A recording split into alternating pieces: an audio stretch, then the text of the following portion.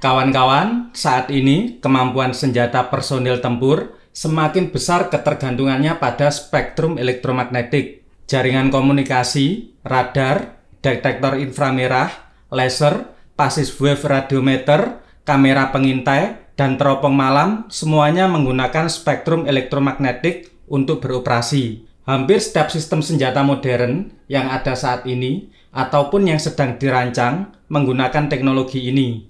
Konsekuensinya, zona pertempuran modern penuh terisi dengan ribuan sinyal elektromagnetik. Serangan elektronik melibatkan spektrum elektromagnetik untuk menyerang fasilitas, peralatan, atau personil musuh dengan tujuan menurunkan, menetralisir, atau menghancurkan kemampuan tempur lawan. Dukungan peperangan elektronik melibatkan tindakan yang diambil untuk mencari, mencegat, mengidentifikasi, dan menemukan sumber energi elektromagnetik yang terpancar untuk tujuan pengenalan ancaman, penargetan, dan operasi. Saat ini terdapat dua kategori electronic warfare atau peperangan elektronik. Yang pertama adalah passive electronic warfare. Metode ini sering digunakan untuk mendapatkan informasi intelijen berharga. Memonitor komunikasi lawan dapat memberikan informasi berguna untuk perencanaan aktivitas. Pendeteksian secara pasif radar lawan, emisi laser, dan inframerah dapat menyediakan peringatan dini dan informasi untuk menyiapkan senjata. Yang kedua adalah active electronic warfare. Teknik ini digunakan apabila dipertimbangkan untuk meniadakan atau mencegah lawan menggunakan spektrum elektromagnetik. Deception jamming digunakan untuk mengacaukan atau mengganggu jaringan komando, komunikasi, dan sistem radar lawan. Electronic warfare umumnya disebut pula sebagai radio electronic combat atau maskirovka dalam istilah Rusia, merupakan elemen penting pada konsep peperangan modern. Salah satu peralatan perang elektronik tercanggih dimiliki dan dikembangkan oleh Rusia, yaitu Lear-3. Lear-3 didasarkan pada kendaraan udara tak berawak atau UAV yang dilengkapi dengan sistem peperangan elektronik yang dikembangkan oleh KIRT pada tahun 2014.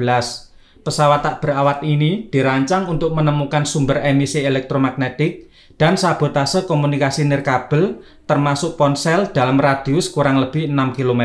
Angkatan bersenjata Rusia menerima pengiriman pertama sistem Lear-3 pada akhir 2015.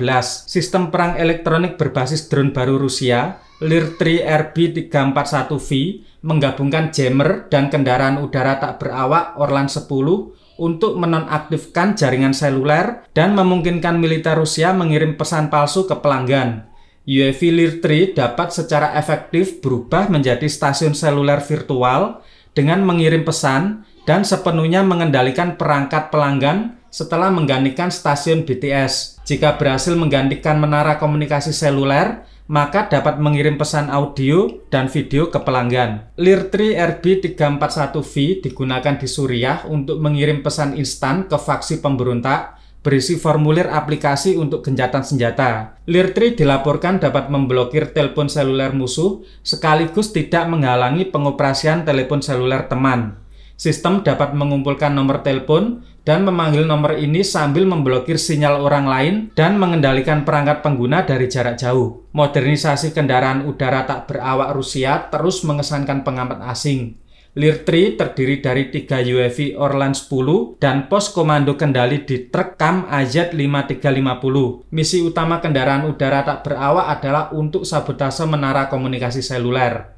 Untuk melakukan ini, jammer khusus telah dipasang pada UAV Orlan 10 dan juga jammer sekali pakai yang dijatuhkan ke tanah. Setelah membuat stasiun BTS macet, UAV Orlan 10 dapat mengirim pesan instan ke pelanggan dalam kondisi tertentu. Mereka mengganggu BTS dan menggantikannya sambil menjadi stasiun seluler virtual, menyebarkan pesan propaganda, dan juga melakukan operasi psikologi untuk meraih dukungan atau untuk meruntuhkan moral tempur lawan. UAV Orlan 10 mampu bertahan di udara hingga 10 jam, membawa muatan hingga 4 kg, mempunyai kecepatan maksimum 150 km per jam, dan kecepatan jelajah 80 km per jam. Berat lepas landas Orlan 10 adalah 18 kg dengan lebar sayap 3,1 meter dan ketinggian penerbangannya maksimum 5.000 meter. Fitur utama yang berguna dari Orlan 10 adalah intercept komunikasi seluler, meniru stasiun BTS dengan rentang frekuensi 900 1800, 2000, 2500 MHz.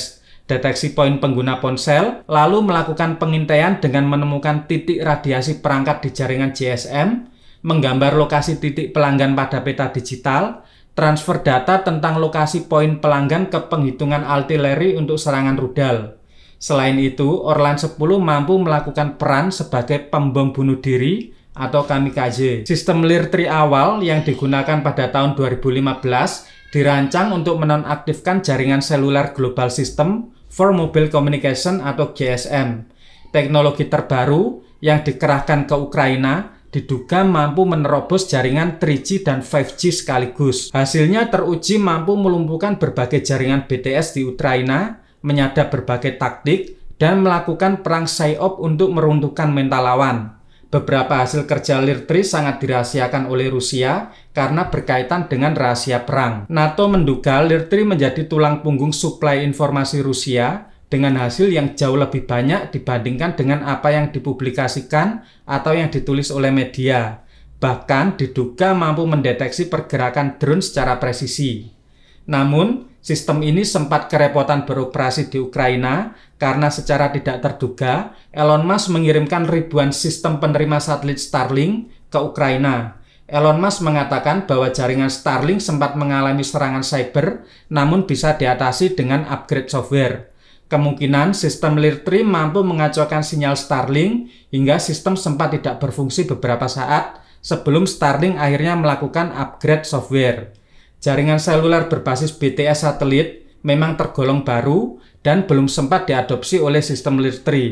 Namun, beberapa pengamat menyatakan melihat canggihnya sistem LIR-3, kemungkinan engineer Rusia bisa meningkatkan kemampuannya dengan sangat cepat untuk mengganggu sistem Starlink. Sistem LIR-3 harus benar-benar dijaga oleh pasukan khusus, sebab bila jatuh ke tangan musuh, bisa membuka semua celah keamanan dan data militer. Pasukan Ukraina merilis video yang menunjukkan salah satu kendaraan perang elektronik Rusia ini ditangkap oleh pasukan Ukraina.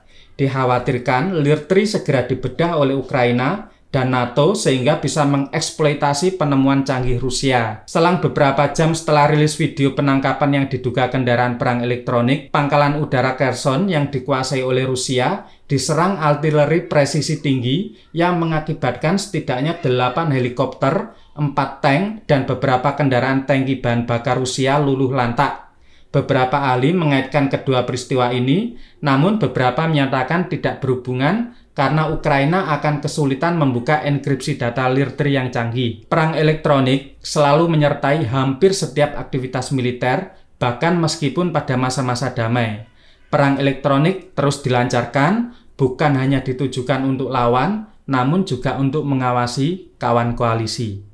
Oke kawan-kawan, demikian, terima kasih.